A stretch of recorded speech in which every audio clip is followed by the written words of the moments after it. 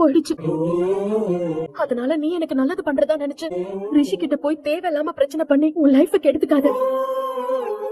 உன் லைஃப் கெட்டா பரவாயில்ல, நான் என் லைஃபுக்கு எடுத்து கூடாதா? என்ன பேசுற நீ? பரமா, தயவு செஞ்சு என்ன புரிஞ்சுக்கோ. எனக்கு எல்லாத்த விட என் வீட்டோட நிம்மதியும் சந்தோஷமும் முக்கியம்.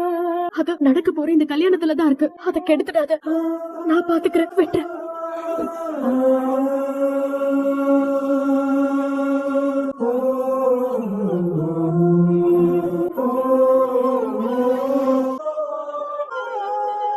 இல்ல ரம்யா, உன்னை இந்த நிலைமையில விட்டுட்டு நான் எப்படி ரம்யா போவேன்?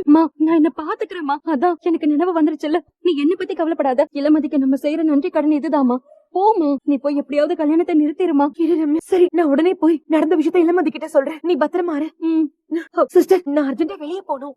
நீங்க ரம்யாவை பத்திரமா பாத்துக்கோங்க. சரிம்மா. ஓகே. ரம்யாவுக்கு என்ன? அப்படியேதான் இருக்கா. டாக்டர் கூட கூடிய சீக்கிரம் நினைவை திரும்பும்னு சொல்றாங்க. ஆனா எப்ப திரும்பும் எப்படி திரும்பும் தான் தெரியல. என்ன செய்யறது? கடவுள் எங்க தலையெழுத்த எப்படி எழுதுனானே தெரியல. ஏன் இந்த அம்மா இவ்வளவு பதட்டப்படுது? Something wrong. கவலைப்படாதீங்க. என்ன ஹெல்ப் வேணும்னாலும் என்கிட்ட கேளுங்க. அதனாலதான் என்ன பிரச்சனை வந்தாலும் என்ன கூப்பிடுங்கன்னு ஹாஸ்பிட்டல்ல சொல்லிட்டு வந்தனே. ரம்யாக்கு எப்ப நினைவு வந்தாலும் டாக்டர் எனக்கே கூப்பிடுவார். உலகார பாவி, அவளை இந்த நிலைமைக்கு அமலாக்கிட்டு உன்னை டாக்டர் வேற கூப்பிடுவாரா? எதுக்குடா